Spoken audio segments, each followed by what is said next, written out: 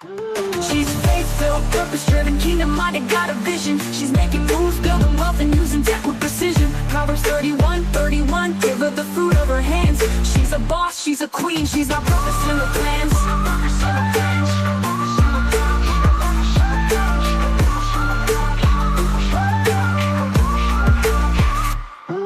She's faith-filled, purpose-driven, kingdom-minded, got a vision. Welcome to P31 Unfiltered, the podcast for women of faith who are building legacy, stewarding wealth, and walking fully in their calling.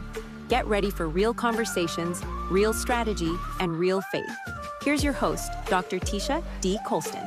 Hey sis, welcome to another episode of the P31 Unfiltered podcast. It's the podcast where faith meets finances, tech meets purpose, and we don't just dream about the life God promised, we build it. And I'm your host, Dr. Tisha D. Colston, and today's episode, we're getting a little uncomfortable, and it's going to be in the best way possible. We're talking about why women of faith, yes, you, need to stop thinking, stop waiting, and start leading in the AI space. And don't worry, this isn't a tech talk for coders or for the super analytical. This is a heart-to-heart about vision, about courage, and about what it looks like to walk in kingdom authority in the digital age. Because the truth is, if we don't show up, someone else will.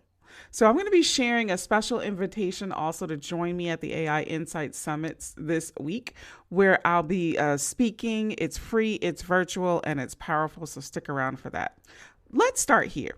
There's a narrative out there, especially in the faith spaces, that technology is somehow an opposition to spirituality. Let me say it again.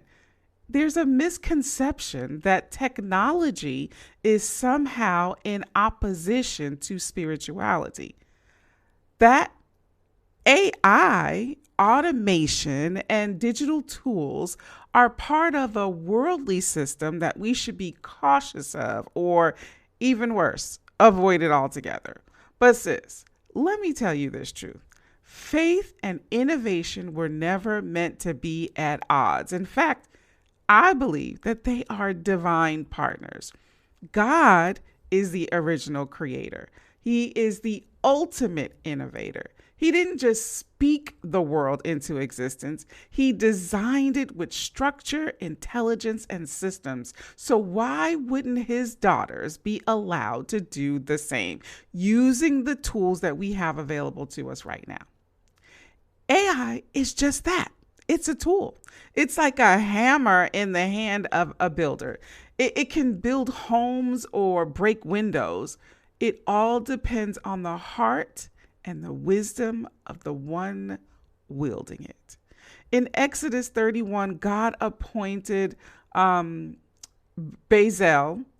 and I can't even say his name, Oholiab, and filled them with the Spirit of God, in wisdom, in understanding, in knowledge, and all kinds of craftsmanship. Why?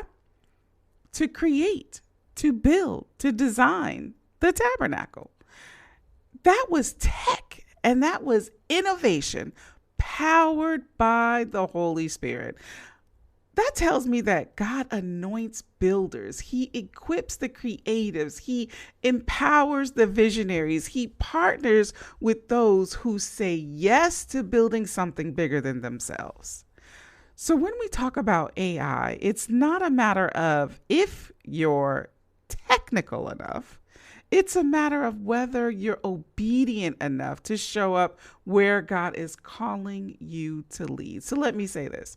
There is a divine strategy in your creativity. There is kingdom purpose in your innovation.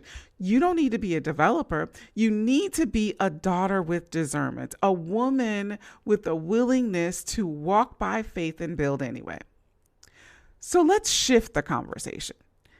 This isn't about choosing between Jesus and GPTs, okay? This is about allowing the Holy Spirit to guide you in how you use AI or tech or whatever you want to call it to build systems, to create solutions and impact for His glory. If God can use a donkey, a rock, a burning bush, He can certainly use artificial intelligence in the hands of a spirit-led woman. You know, we've been taught to see the Proverbs 31 woman as this perfect domestic queen, cooking, cleaning, serving, being sweet, staying quiet. But that's not the full picture. Let's break it all the way down. Proverbs 31:13 talks about she selects wool and flax and works with eager hands. What's the translation here? She's not waiting around for somebody to hand her something. She chooses her materials. She's sourcing. She's creating. She's got product development happening right in her house. Verse 16 talks about she considers a field and buys it. Out of her earnings, she plants a vineyard. Now, hold up. This woman is making real estate deals using profit margins and reinvesting in multiple income streams. She's a business strategist. And verse 18, she sees that her trading is profitable and her lamp does not go out at night. Sis, she's watching the analytics. She's checking the books. She's monitoring the business and staying up late if she needs to, not out of the hustle culture, but because purpose is driving her productivity. And let's not forget about verse 24, where she makes linen garments and sells them and supplies the merchants with sashes. She's creating products. She's building wholesale partnerships. That's operations. That's sales. That's the supply chain management. This is not just a wife. This is a wealth builder, a visionary, an entrepreneur, an early adopter in her own lane. She's a walking masterclass in business, leadership, and kingdom innovation. So why wouldn't you be? When we think about modern tools like AI, tools that can streamline how we sell, how we serve, and how we show up, it's not a stretch.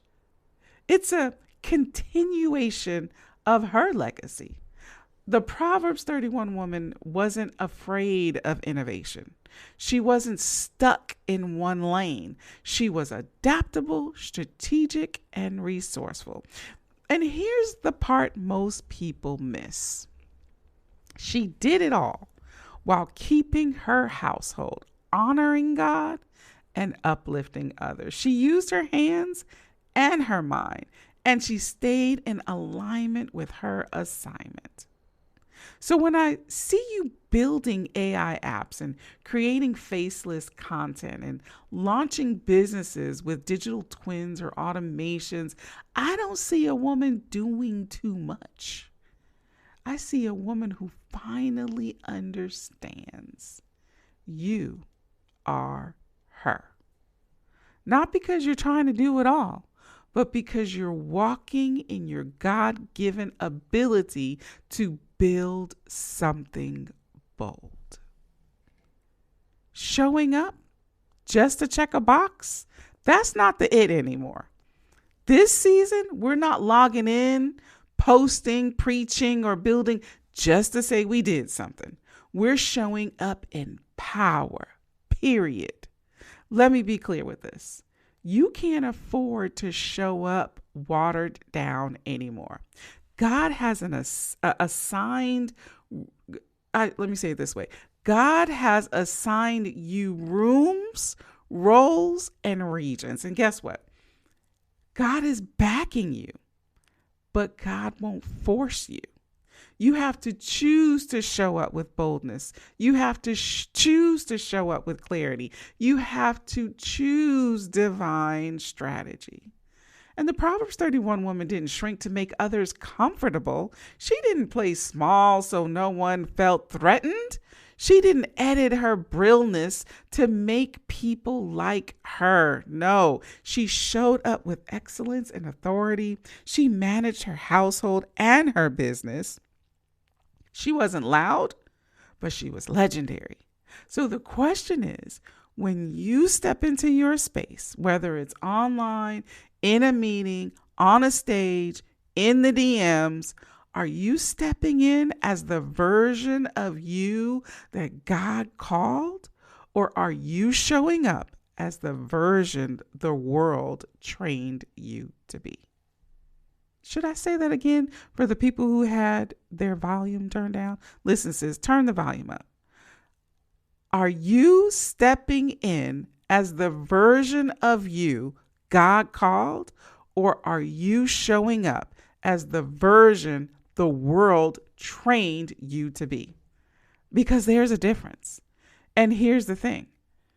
When you start showing up in power, in your message, in your marketing, your monetization, things are going to shift. Yes. Some people are going to fall off. Some people are going to talk, but others will be delivered, and some will be inspired, and some will be activated and blessed just by your presence. So let me ask you something. Are you waiting for permission to be powerful? Are you afraid your boldness will offend? Are you stuck in overthinking, playing the humility card when God already gave you the green light? Sis, this is the season where you walk like you carry oil, because you do. And if you're thinking, but I don't know how, or I'm not tech savvy, or I'm too late, let me tell you this, that's a lie. God doesn't call the equipped. He equips the called. You don't need more degrees. You don't need more filters or followers. You need a clear decision and a powerful yes. And sometimes the power isn't in the tools. It's in your belief. And this is why I created the AI Insights Summit session I'm speaking at this month. I'm not just teaching another AI trick. I'm giving you a new way to show up with automations that works for you or for businesses, with digital tools that elevate your presence, with solutions that multiply your time and your income. Because showing up in power isn't just about confidence, it's about capacity. And with the right system, you won't just show up, you'll show out with power, with purpose, and with profit. So let me leave you with this. There's a seat at the table, but God isn't just asking you to sit there. He's calling you to speak, to build, and to lead. And this summit that I'm participating in is not just about me getting on stage.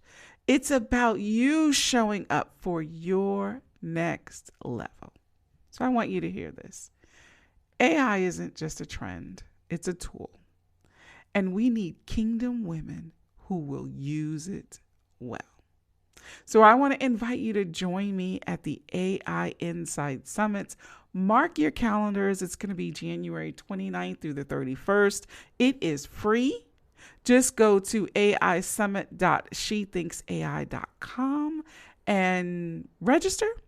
Join me online. It's free. It's online, and it's your opportunity to learn how to turn your gifts into strategy. Let us pray. Father, we thank you for every listener under the sound of my voice. Thank you for reminding her that we're never created to shrink. We were never created to hide. We were never created to perform, but we were created to walk in power, filled with your spirit and assigned for such a time as this. God, we repent for every time that we played small to make others comfortable, for every moment that we doubted what you placed in us, for every opportunity that we delayed because of fear or perfectionism. And today, God, we choose boldness.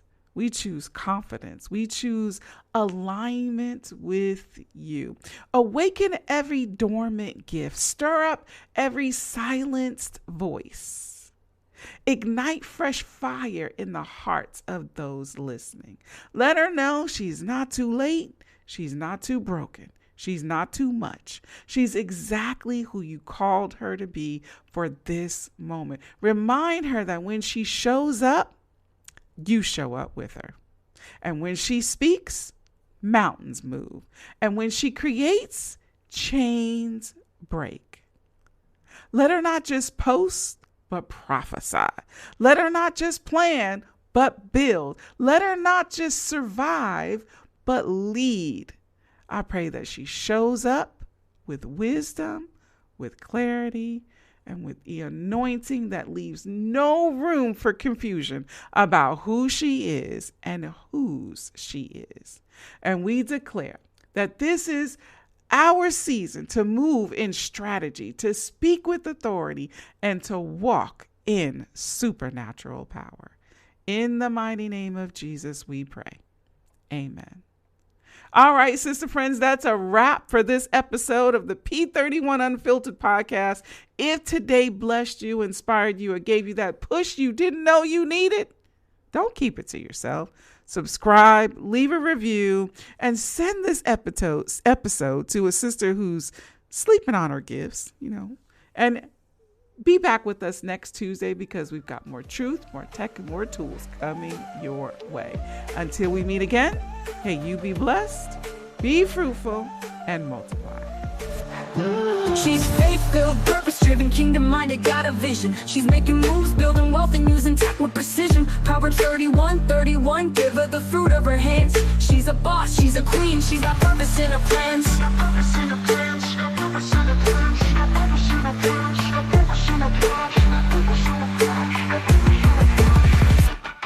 She's faith-filled, purpose-driven, kingdom-minded, got a vision. She's making moves, building wealth, and using tech with precision. Proverbs 31, give her the fruit of her hands. She's a boss, she's a queen, she's got purpose in her plans.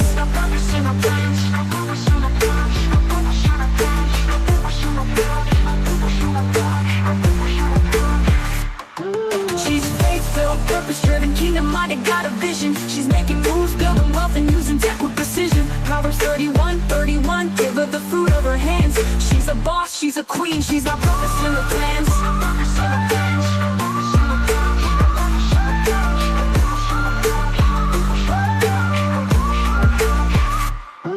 She's faith-filled, purpose-driven, kingdom-minded, got a vision.